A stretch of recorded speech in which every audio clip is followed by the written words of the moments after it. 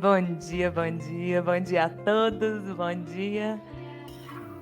Bom dia, com muita alegria. Estamos hoje reunidos para mais um dia de tratamento. Sejam todos bem-vindos. Bom dia! Alegria total. Bom dia, turma. Bom dia, turminha! Ah, que belezura! Bom dia, gente. Sejam bem-vindos com muita alegria, com muita paz no coração, semeando esperança, alegria e gratidão. Bom dia, turminha. Que delícia te ouvir, viu, Fausto? Que maravilha. Muito obrigada. Um encanto, como diz Alda. Bom, que tema rico, né, que nós temos aí. Eu acho que a gente vira repetitivo se falar isso, né? Porque cada tema de Emmanuel realmente é uma riqueza. Eu queria, antes de entrar na mensagem, trazer duas perguntas do Livro dos Espíritos. A primeira é a pergunta 920. Pode o homem gozar de completa felicidade na Terra? E os Espíritos respondem assim, não. Pois a vida lhe foi dada como prova e expiação. Dele, porém, depende a suavização de seus males e o ser tão feliz quanto possível na Terra. Fiquei pensando assim, que é como se a gente... como não, né? Nós estamos numa grande escola. Eu, particularmente, adoro estudar, mas a parte toda não é boa, não. Tem partes que eu ainda acho chata, tem partes que não é tão gostoso, tem partes que eu falo, meu Deus, que lindeza, que delícia. Se eu não tiver uma disciplina, eu fico lá horas. E aí chegam as disciplinas. Ah, não, está na hora de parar. Porque senão, meu Deus do céu. Mas não é tudo bom. Na escola da vida é a mesma coisa. Não é tudo bom. Porque nós não temos... Enquanto carregarmos o germe do egoísmo, do interesse pessoal, nós não temos como falar de uma verdadeira felicidade. Ainda estamos aprendendo, tateando sobre a lei de amor. Começamos agora a falar se existe uma lei de amor aí. Agora, esse agora da eternidade que dura 2000 anos, né? Ontem. E estamos aí tateando sobre o ensinamento de Jesus, sobre a lei de amor. Então, enquanto não amadurecermos, como falar de felicidade? Então, quando os espíritos trazem isso, não tem como. Nós vivemos na relação um com o outro, com as nossas dificuldades, relacionando com o outro com as dificuldades do outro. Nem sempre isso é fácil, nem sempre tudo é gostoso. Todas as partes são gostosas, mas tem parte que a gente fala, meu Deus, que maravilha. E aí a gente também precisa ter disciplina para dizer, não é só isso. E aí a pergunta 921, concebe-se que o homem será feliz na Terra quando a humanidade estiver transformada. Mas enquanto isso não se verifica, poderá conseguir uma felicidade relativa? E os espíritos nos respondem assim, o homem é quase sempre o obreiro da sua própria infelicidade. Pela prática da lei de Deus, a muitos males pode forrar-se, proporcionando a si mesmo felicidade tão grande quanto o comporte a sua existência grosseira. Aquele que se acha bem compenetrado de seu destino futuro, não vê na vida corporal mais do que uma estação temporária. Nós estamos aqui numa experiência para um processo de aprendizado do nosso espírito eterno. Uma parada momentânea numa hospedaria de má qualidade. E olha que esse equipamento, ele é fantástico. Essa hospedaria de má qualidade. Facilmente se consola de alguns aborrecimentos passageiros de uma viagem que o levará a tanto melhor posição quanto melhor tenha cuidado dos preparativos para compreendê-la. Eu fico pensando numa viagem. Às vezes a gente vai a gente pode ir por qualquer lugar, o melhor do mundo. Aí a gente fala assim, saudade de casa. Ah, a casa da gente é diferente, o nosso cantinho. Por melhor que seja esse desejo do retorno à nossa casa espiritual. E a gente entender isso nas viagens, por exemplo, né? A gente vai ali viajar, a gente não fica com tantos sinões, porque a gente sabe que é passageiro. Daí a pouco a gente está em casa de novo. E quando a gente vai amadurecendo para essa verdade divina enquanto espíritos, tem coisa que incomoda, mas daqui a pouco passa. Porque a casa verdadeira é a casa espiritual. E aí tem mais uma partezinha, e eu vou recortar só o finalzinho, que ele fala assim. Se gradativamente remontamos a origem do que chamamos as nossas desgraças terrenas, os nossos problemas, os nossos desafios terrenos, veremos que, na maioria dos casos, elas são a consequência de um primeiro afastamento nosso do caminho reto. Nos afastamos da lei de amor, esquecemos, nos desviamos. Esquecemos de desenvolver em nós a lei da fraternidade, da parceria, do amor ao próximo, a caridade. Ficamos lembrando só da gente. E aí a gente se afastou da lei. Sentir a dor desse processo é sentir a dor da solidão na qual nós nos propusemos ficar, por pensarmos só na gente. Desviando-nos deste, enveredamos por outro mal e, de consequência em consequência, caímos nas desgraças, nas dificuldades, nos desafios. E aí vence essa belíssima mensagem. E aí eu falei assim, meu Deus, eu sempre levo a história de Paulo de Tarso.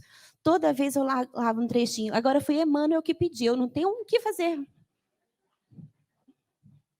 O diálogo entre o mestre e Ananias, relativamente ao socorro que Paulo necessitava, reveste-se de significação especial para todos os aprendizes do Evangelho.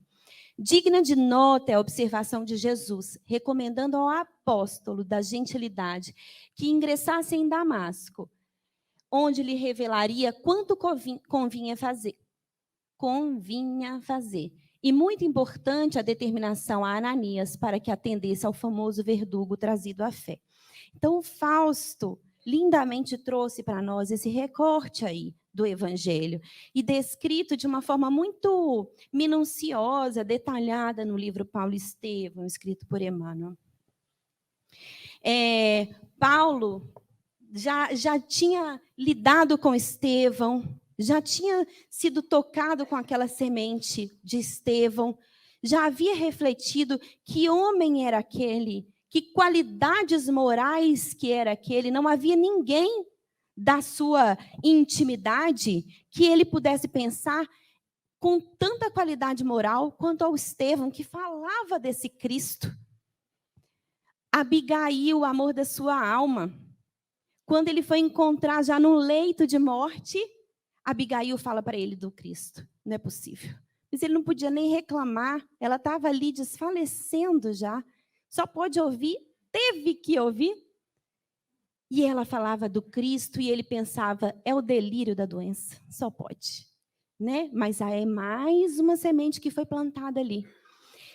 Só que, nesse plantar, ou ele abria mão de quem ele não é de quem ele era, mas dessa luta que ele travava em si mesmo, e se curvava à lei de amor, ou ele isola isso, tira da frente, não deixa ninguém ver, fala que não existe. Então passa a ser um grande seguidor do cristianismo e corre atrás de Ananias, porque Ananias representava ali um grande divulgador do evangelho, indo de lugares em lugares com uns livretinhos na mão, os pergaminhos da época, escritos a próprio punho, e carregava ali de canto em canto, falando sobre o evangelho. Então vamos destruir o mal pela raiz. E andando pelo deserto, cansado do sol já batendo, refletindo nessas questões, meio danado desse Cristo. Onde eu vou, está lá ele. Cai do cavalo. Literalmente, né, Fausta? Cai do cavalo. Do camelo, desculpa. Do camelo. Cai do camelo. Não deixa de ser, né? Uma metáfora aí, cai do cavalo. Cai do camelo e ali naquela perturbação encontra Jesus, e é esse cenário que o Fausto trouxe para a gente. Ô, Paulo, por que você me persegue? O que está te incomodando? Por que você quer eliminar isso? Então, muitas vezes, a gente cria verdades para a lei de amor nossas, para que a gente possa se acomodar ali. E isso se chama sofisma. A gente cria verdades para condicionar a nossa condição moral à lei divina. Não, também não é bem assim. Dá um certo exagero esse trem de amor, fraternidade, caridade. Tem limite isso. Se a gente for olhar no nosso... Também não vou dar conta disso. Não, olha o que a Daniela falou comigo. A gente não tem que aguentar tudo nessa vida, não. E a gente vai criando verdades para poder adequar a nossa condição humana à lei de amor. Falta a humildade de falar, isso eu ainda não dou conta. Justificamos a nossa incompetência por orgulho e vaidade, ao invés de, com humildade, falar assim, isso é da lei, mas eu ainda preciso aprender.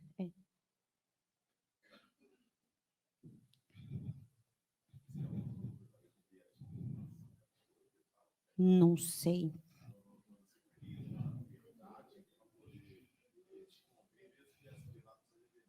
Pode ser. Mas eu não sei. Teria?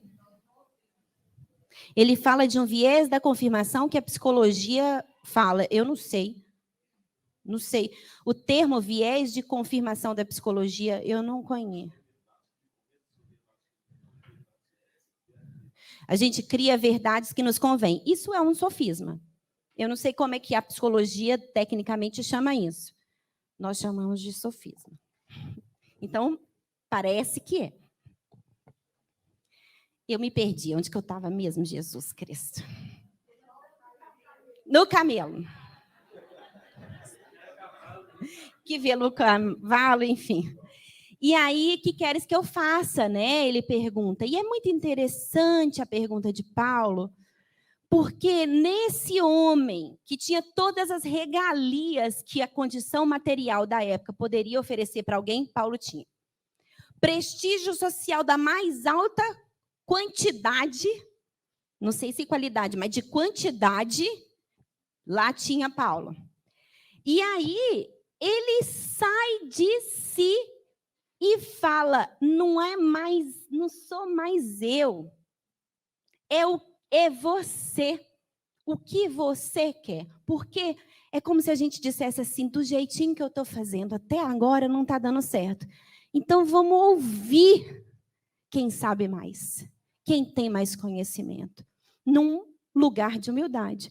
Do jeito que eu caminhei até agora, preciso reconhecer. Não faz mais sentido. O que você quer de mim agora, Jesus? Porque agora eu entendo que é preciso abrir um cenário em mim para te ouvir, para te escutar. E aí é quando Jesus fala para ele, de uma forma belíssima, né? Entra na cidade. Entra na cidade e tudo vai ser revelado para você. E aí a gente fica pensando, naquele momento, todo o potinho cheio de orgulho e vaidade que o Paulo tinha, precisava se esvaziar. Ele fica cego, não tem mais o que enxergar. De todo o cenário que ele tinha, há a cegueira, numa simbologia do evangelho muito bonita. Vem a cegueira de Paulo. E ele entra com fidelidade e confiança na cidade. É como se nós fosse caminhando e a gente não sabe muito bem por que algumas coisas estão acontecendo com a gente. A gente não consegue os porquês de algumas respostas. Mas caminhemos em confiança, que tudo lhe será revelado.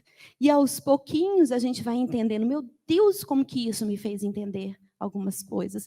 Como que Hoje eu sou diferente porque eu vivi essa situação. Meu Deus, como é que eu aprendi com esse cenário? Hoje eu sou outra pessoa depois que isso aconteceu na minha vida. Na época, Cosmo, brigo com você. Deus, nem sei quem que é. Aí passa-se, a gente acalma o coração e fala, ô Deus, vamos fazer as pazes. Como se Deus brigasse com a gente, né? É a gente na nossa luta interna, brigando com a nossa intimidade o tempo inteiro. A nossa vaidade, o nosso orgulho. E aí a gente vai em confiança, que a Alda fala sempre, né? Confia, confia, confia. É esse cenário. Vai lá, entra na cidade. E ele cego vai. 3 dias depois, chega Ananias lá. Antes disso, Jesus chega para Ananias, né? Fala, Ananias, lembra de Paulo? Aquele que persegue os cristãos, aquele que está te procurando para te matar. Então, vai lá. Tem certeza? É, nós precisamos. E aí Ananias ainda titubeia assim, falando assim, você está lembrado? Quem que é ele? Né? Não com essas palavras, óbvio, mas olha, ele tem perseguido. Acho que você esqueceu, só pode. E Jesus fala com ele, ele é o meu vaso escolhido.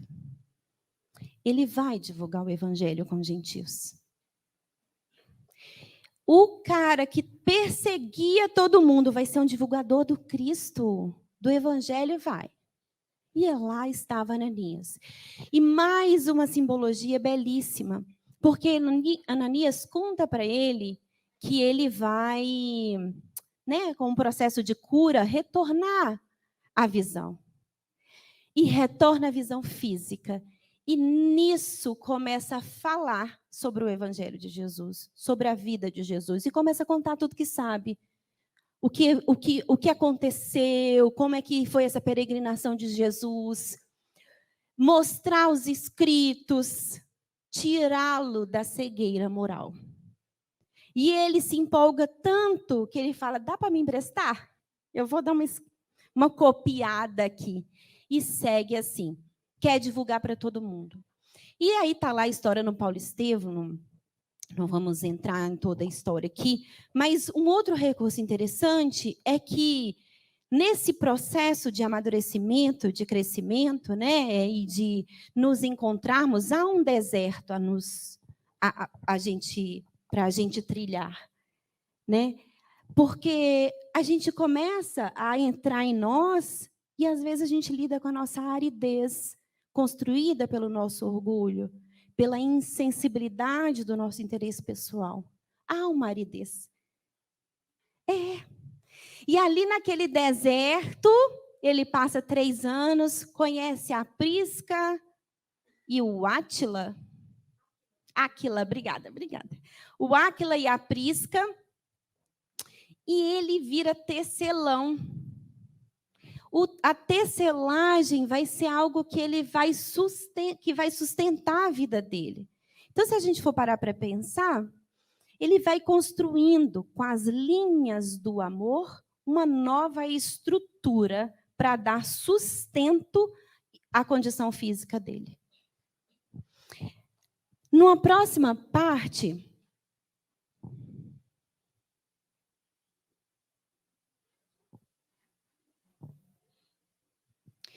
ele traz Ananias como instrumento, né? Ananias para que atendesse ao famoso verdugo trazido à fé. Esse Ananias que vem ser instrumento. Então tem ali um aprendiz e alguém que serve como instrumento. E o tempo inteiro, esses papéis, eles também podem se inverter.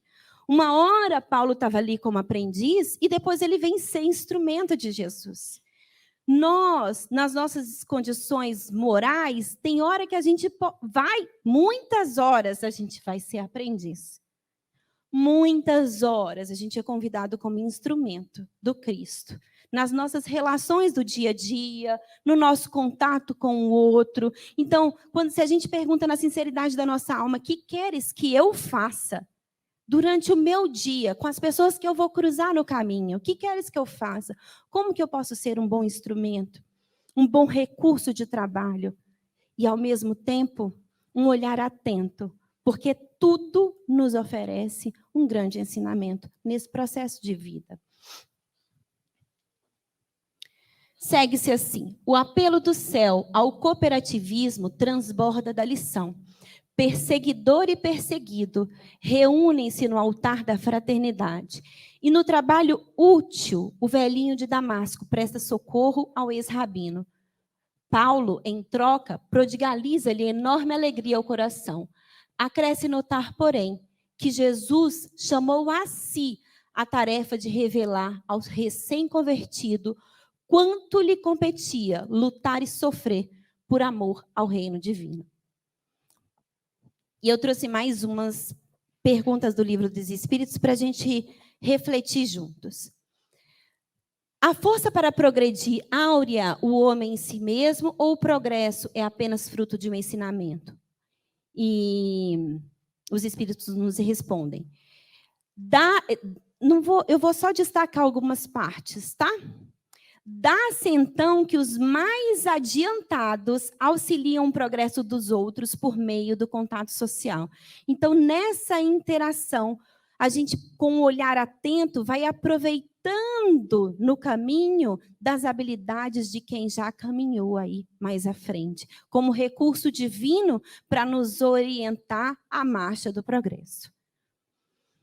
Bastante grande é a perversidade do homem. Não parece que, pelo menos do ponto de vista moral, ele, em vez de avançar, caminha aos recuos? É muito interessante essa pergunta, porque, por vezes, a gente fala assim, gente, o mundo está terrível.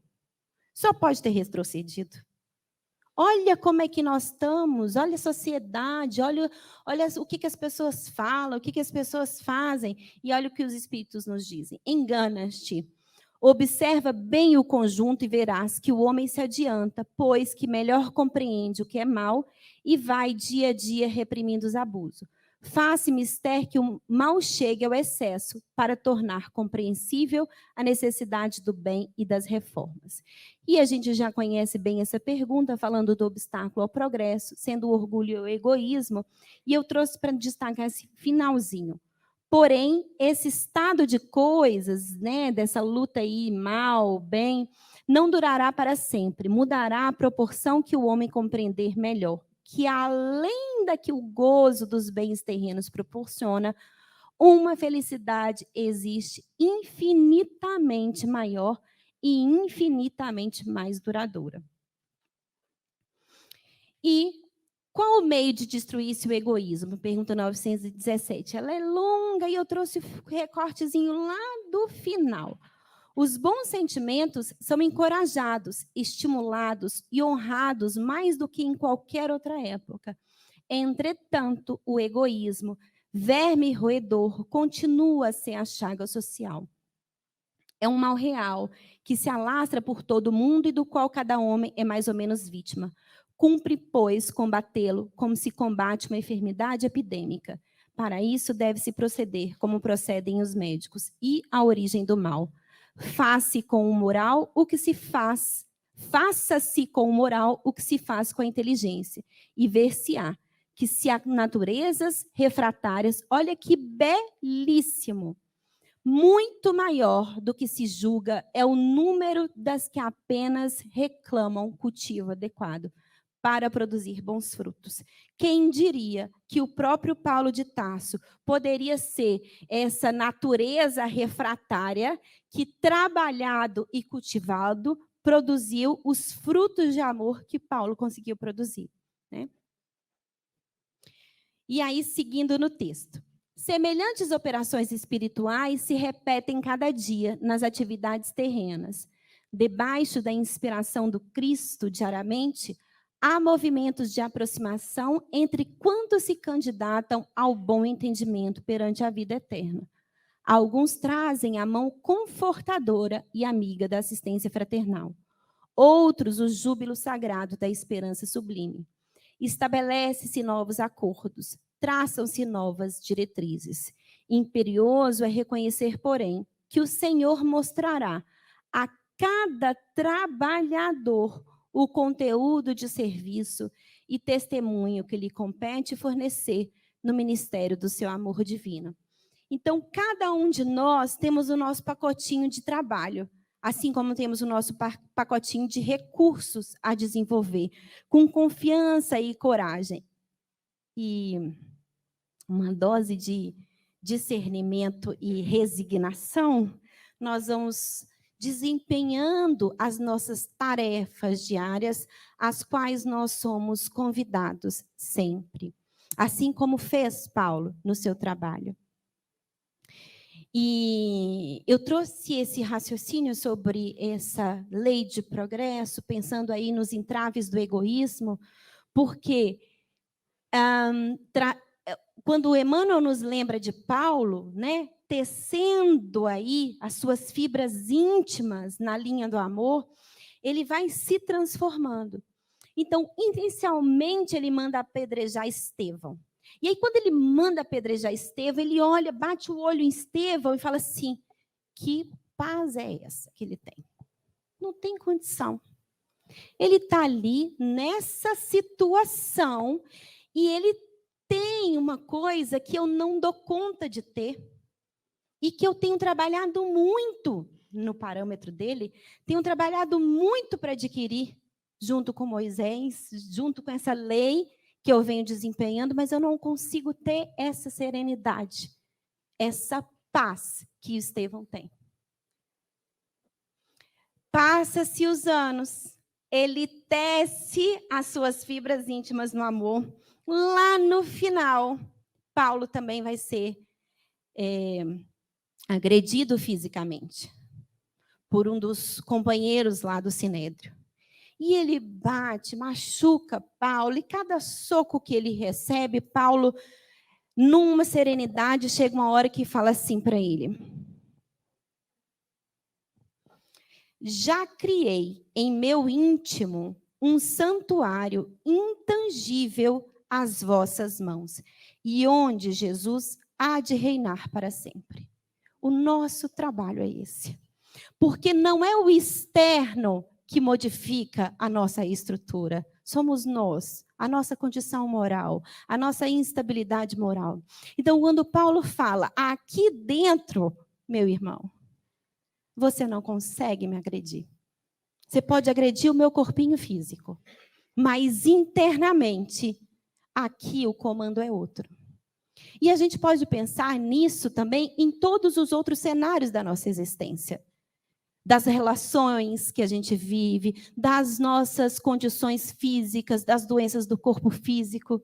É o corpinho físico, é as condições externas. Mas eu vou criando um cenário interno, regado por Jesus, que não dá para mexer nisso. Há uma floresta aqui dentro, sendo desenvolvida, né? E regada pelo amor, onde Jesus há de reinar para sempre. Então, Emmanuel tem um texto em Fonte Viva que ele nos traz assim: cada aprendiz em sua lição, cada trabalhador na tarefa que lhe foi cometida, cada vaso em sua utilidade, cada lutador com a prova necessária. Assim, cada um de nós tem o testemunho individual no caminho da vida. E aí eu vou só contar uma história nesses últimos minutinhos aqui. Eu tenho uma paciente, ela tem um transtorno de linguagem. E ela não consegue se expressar muito bem, nem compreender muito bem, devido a um tumor que desenvolveu no cérebro dela. Hoje ela tem cuidados paliativos. E nós trabalhamos juntos, e agora está outono, um ventinho suave, uma brisa quase fresca.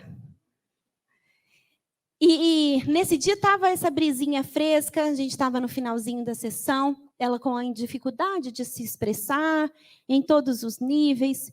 E aí eu brinquei com ela já no finalzinho: vai lá, aproveitar o frescor desse outono, inesperadamente ela repetiu perfeitamente a frase comigo. Aproveitar o frescor do outono. E aí ela ia se distanciando de mim assim, e eu sorria para ela, e aí um livro passou na minha mente, né? Porque eu pensava, meu Deus, se a gente for parar para analisar, a natureza nos ensina profundamente. Porque nas épocas de outono, é uma época que a natureza se protege, perde o que não é essencial para proteger a essência da vida, para o inverno que se aproxima. E aquela essência é importante que seja mantida, porque virá a primavera. A primavera dela também virá. Na história que ela conta, nas memórias que ela deixa, no aprendizado que ela oferece, na serenidade que ela passa pelo que ela vive. E naquele momento, olhando para ela, eu sorri e pensei, querida, quantos sabem aproveitar o frescor dos seus outonos, assim como você. Então, nos momentos de testemunho, que saibamos aproveitar o frescor dos nossos outonos. Porque é importante lembrarmos da essência verdadeira da vida, como espíritos eternos. Porque a primavera, ela sempre virá. Que Deus nos abençoe.